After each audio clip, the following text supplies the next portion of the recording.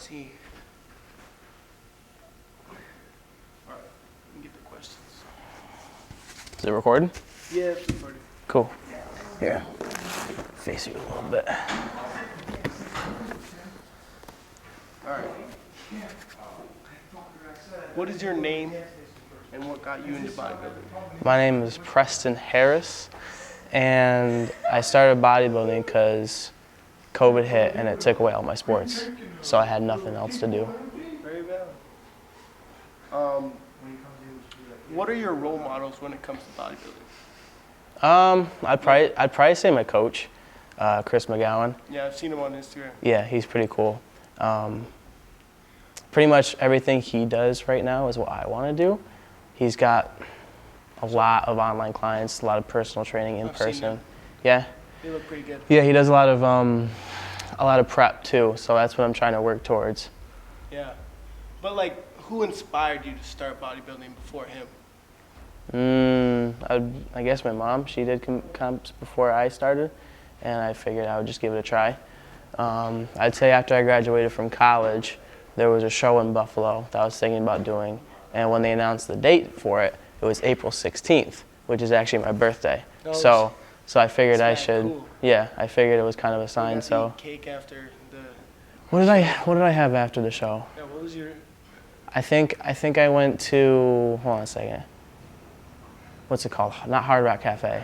Ronnie Coleman ate Pizza Hut after every Olympia. Pizza Hut's disgusting. I don't even think there's a Pizza Hut around here. But no, I think it was not Hard Rock Cafe, but But to come back to that one, so I don't remember the name of the restaurant, but it was good. I had a bacon cheeseburger. So who are your inspirations in the industry? Terrence Ruffin's probably one of my favorite bodybuilders. I feel like he's just more genuine than most of them. And he's really good at posing. Yeah, he's a great poser. I would have to say, I'll give you one from each category. All right, bet. So classic physique, Terrence Ruffin. Men's physique, I'd probably have to say Brandon Hendrickson, or that's a hard one. I like Corey Morris. I just like his physique. It's crazy. 212, Keon Pearson, 100%. He just won the Olympia. And then I actually like Sean more, but Clarita? Yeah. Well, it's just because he's so small, why he didn't win. Because. No, I think. Right. I mean. There's more to it, but Keon just has a better. He has a better structure. Physique. He has a better structure. He had better. Genetics. Not better definition, just better genetics. Yeah, you can say that. Genetics. Yeah, that's fine. Now, who do you like for open? I got a few. All right, who's your favorite? Nick Walker. Yeah, it's really sad he didn't be able to compete, bro. Yeah, he tore his hamstring. Yeah, he'll be back though. Yeah. His beat is crazy. Yeah, I like Nick because he always comes in conditioned. He does the work, doesn't complain, doesn't make excuses. He doesn't have the best structure, but he makes up for that with his muscle and his condition. So hard work definitely kind of. Can you explain to them? They don't know what the categories are. So yeah. Men's physique, that's board shorts. So your ideal look for that is like an athletic build.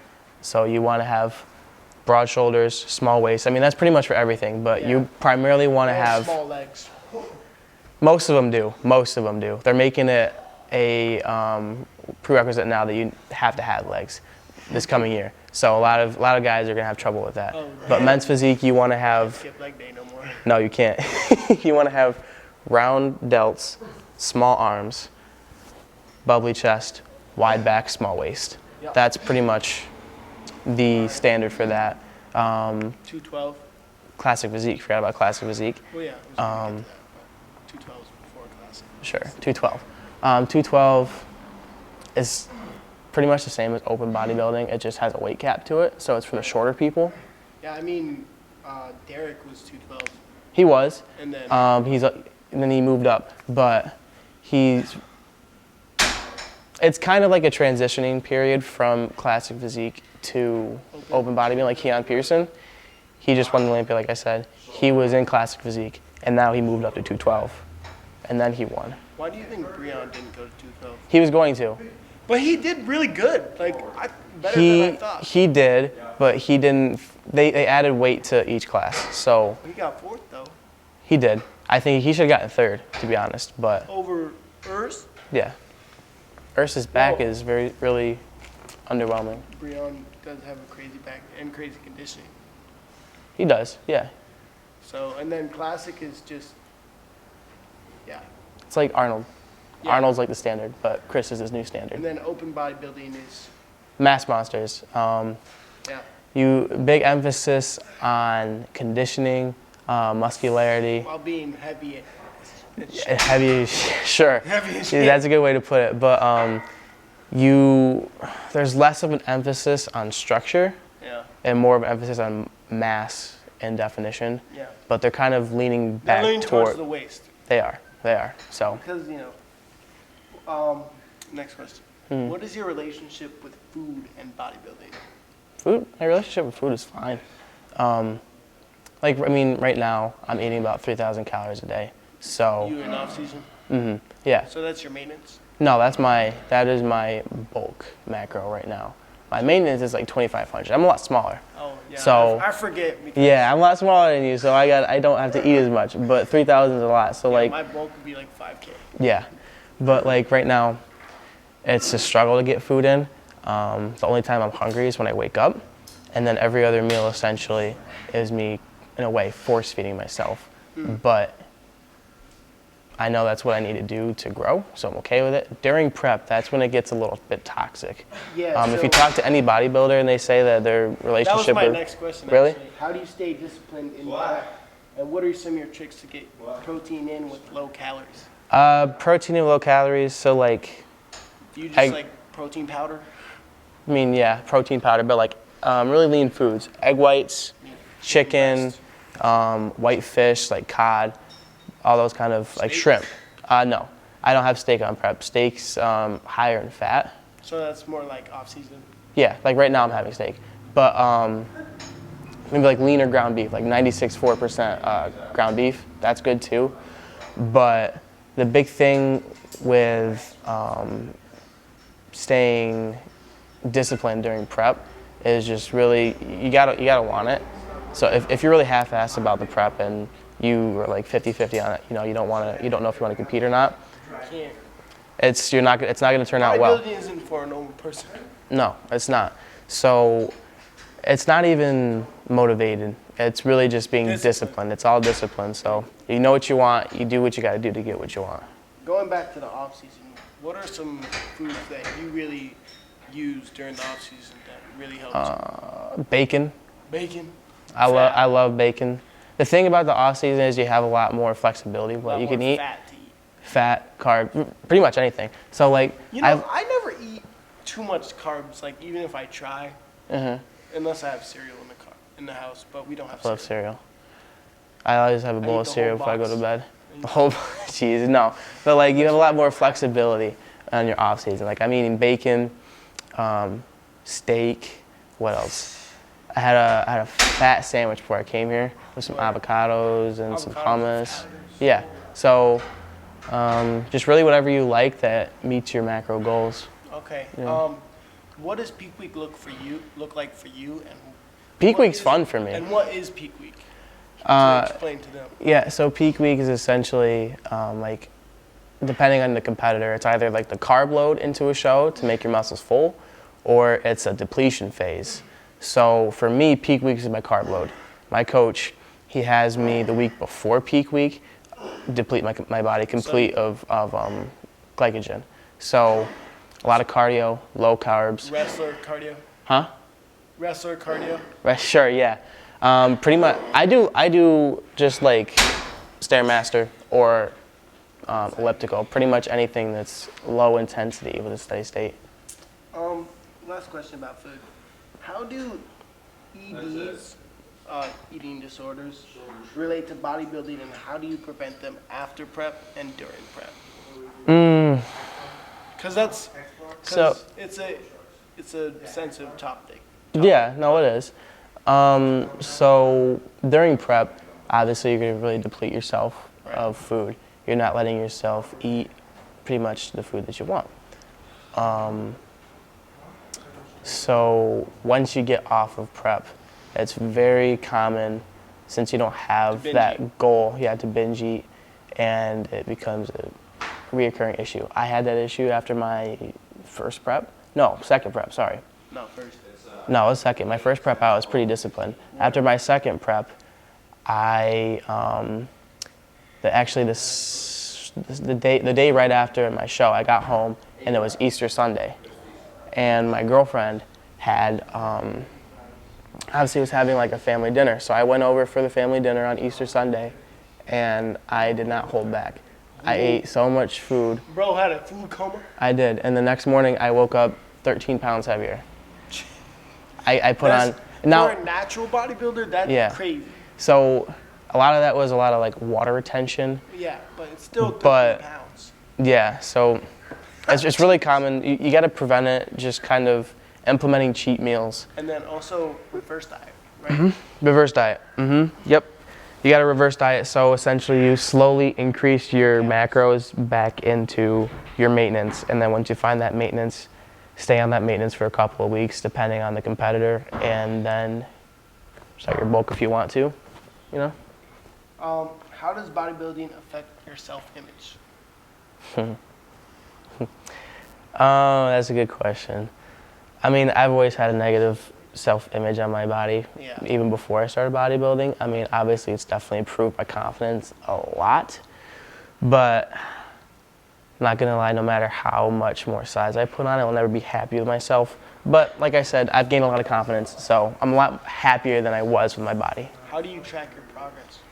Like for you? For me, weight in the gym and just the mirror, progress pics. And this question's pretty good. When will it ever be enough? When will it ever be enough? Shit. And nothing will ever be enough. That's why I asked that. Yeah. What kind of supplements do you take that are natural? Well, I know you're natural, but like, what supplements do you take, basically? Yeah, so creatine, a shit ton of vitamins, like vitamin D, vitamins. Put me on, bro. I'll put you on, don't worry about it. I got you after, like vitamin D, glutamine, arginine, what else? You know ashwagandha? I used to take ashwagandha, I stopped. Makes me feel like Darth Vader. That's why I stopped. Yeah. Goofy. What else? Like a men's multivitamin. You know, just kind of Protein powder, of course. Protein powder, yeah. But that's pretty much it. I keep it really simple. I actually, honestly, I haven't even taken creatine as much as I should lately. How many grams do you do? I mean, the typical 5-gram serving. I just haven't in the past month. Albert told me I could do like 7 grams because I'm bigger. No, that's what my mom said. She was like, I go by the serving size on the bottle. yeah, If it tells me to do 5 grams, I do 5 grams. fair enough. But hey, 7 grams is working for you, you go with your 7 grams. Yeah. What are the challenges being a natural bodybuilder? I mean, obviously you don't have the advantages of the PEDs. Putting on 30 pounds of muscle in a year.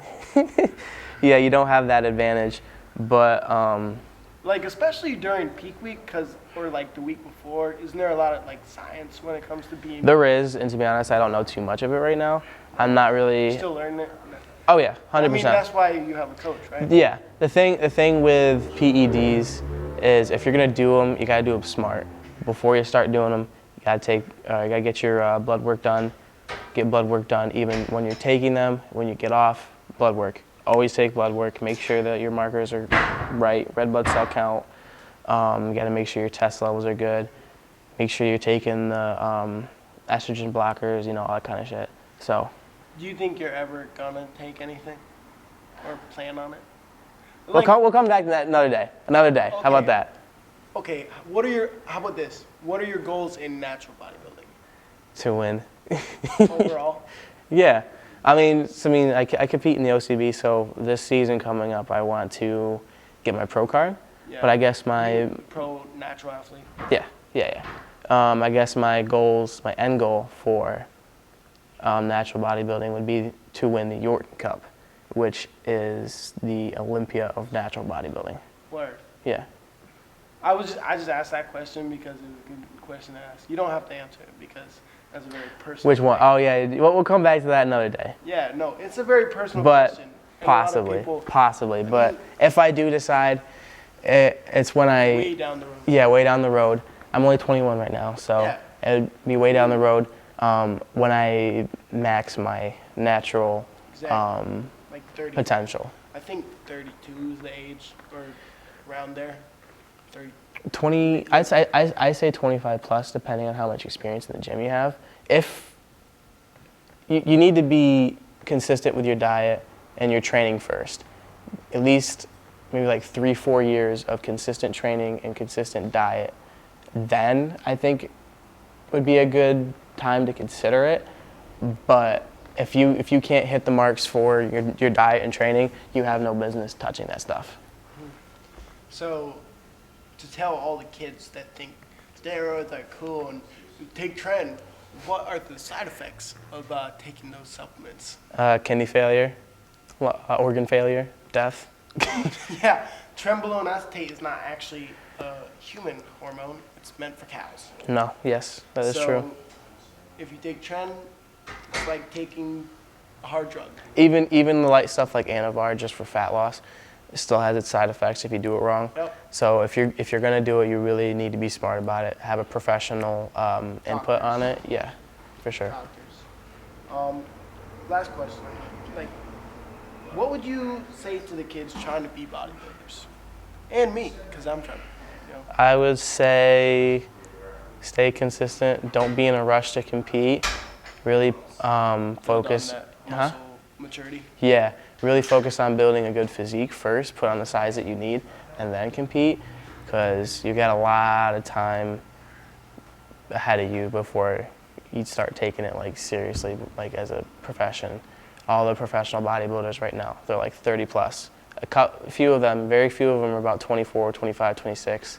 Like Urs, he's 25. Yeah, he's young. He's young. He's young. But he's think a you should do it open eventually? What do you think about that? he might. I know Chris talked about doing open, so I don't see why not. He's having a kid. He's not going to do open. No, he's not going to, but no, I would just say keep at it.